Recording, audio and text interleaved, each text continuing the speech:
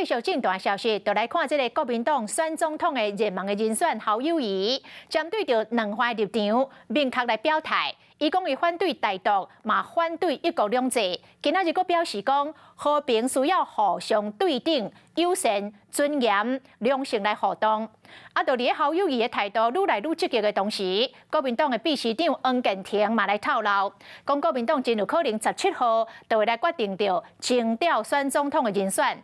讲共5月17迄天的暗时，警界嘛伫新北市的新庄来举办第一场的挺侯友宜的大会。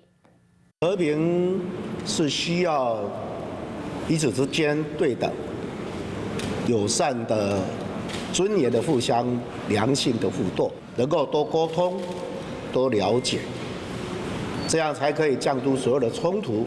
进前讲反对一国两制，嘛反对台湾独立。新北市长侯友宜搁一摆发表条件，除了表述两岸立场，侯友宜嘛针对去年政府买疫苗大力加长起。政府在采购疫苗迟没有能力让人民陷入水深火热，攸关人民的生命最危急的时候，绝对不能受到意识形态的影响。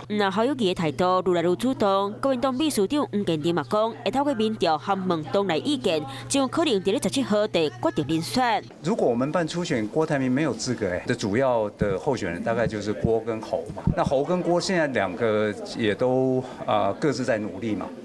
那应该是很快，我们也要做出最后一个决定。那阮定调倒达胜日，让郭台铭小说举办真侪场的造势大会。嘛听讲5月17，警察界卖伫咧新庄开88道，做伙来支持侯友宜。其中新北市议长蒋经国、国民党前秘书长李乾隆嘛拢是嘉宾。我是台湾人啊，尤其我在警界服务非常多年，我有很多警界的好朋友们，我尊重党的节奏跟规划，至于很多好朋友的关心，我都给予谢谢。侯友宜同款无共话达成案，那军强子出战进前，侯友宜继续行好每一步路。